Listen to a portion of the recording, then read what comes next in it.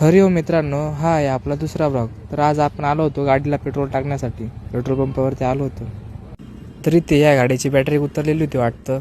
ते काय होते बघा बॅटरी घेऊन. तर चाललो आता आपण पुढे ते बघून. नंतर पुढे ट्रॅफिक होती.